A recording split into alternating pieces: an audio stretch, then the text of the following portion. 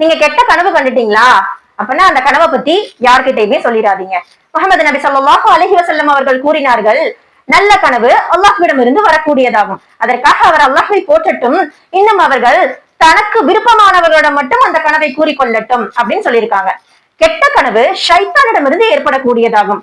அந்த கனவை பற்றி யாரிடமும் கூறக்கூடாது. அப்படி அவர் யாரிடமும் கூறாம இருப்பதனால அந்த கனவின் தீங்கு அவர்களுக்கு எந்தவித பாதிப்பையும் ஏற்படுத்தாது அப்படின்னு சொல்லியிருக்காங்க.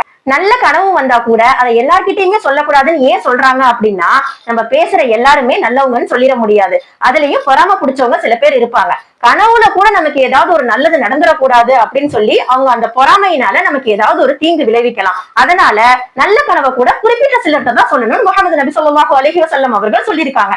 கெட்ட கனவு கண்டோம் அப்படின்னா எந்திரிச்சு உட்காந்து அல்லாஹ் கிட்ட நம்ம பாதுகாவல் தேடலாம். யா அல்லாஹ், இந்த கனவின் மூலம் எனக்கு பாதுகாப்பு கொடுறா அல்லாஹ், இந்த கனவில் இருந்து, இந்த கனவின் தீங்கிலிருந்து எனக்கு பாதுகாப்பு கொடுறா அல்லாஹ்னு துஆ செஞ்சு அஊது பில்லாஹி மினஷ் ஷைத்தானிர் ரஜீம் சொல்லி இடது பக்கம் 3 முறை துப்பிட்டு வலதுபுறம் திரும்பி நம்ம நிம்மதியா தூங்கலாம். அல்லாஹ் கிட்ட பொறுப்பு ஒப்படைச்சிடணும். ஹஸ்புனல்லாஹு வ நிஅமல் வக்கீல், யா அல்லாஹ், இந்த கனவோட தீங்குல இருந்து எனக்கு நீ பாதுகாப்பு கொடுத்துரு அப்படின்னு சொல்லி நிம்மதியா நம்ம தூங்கலாம். அதை விட்டுட்டு நம்ம 4 பேர்கிட்ட சொல்லி நம்ம பதட்டப்பட்டு நம்ம உடம்புக்கு ஏதாவது ஒண்ணு ஆயிடக்கூடாது. அதனால கெட்ட கனவு கண்டா அது ஷைத்தானுடைய பயமுறுத்தல் தான். அதுக்கு நம்ம எந்த ஒரு கவலையுமே படாம நம்மளுடைய தூக்கத்தை நம்ம கண்டினியூ பண்ணலாம். மனசுலயே நம்ம எந்த ஒரு சங்கடமும் இல்லாம வாழ்ந்துக்கலாம். முஹம்மது நபி ஸல்லல்லாஹு அலைஹி வஸல்லம் அவர்கள் சொன்ன இந்த வழிமுறையை பயன்படுத்தி கெட்ட கனவின் தீங்கிலிருந்து பாதுகாப்பு பெறுவோம். அஸ்ஸலாமு அலைக்கும் வரஹ்மத்துல்லாஹி வபரகாத்துஹு.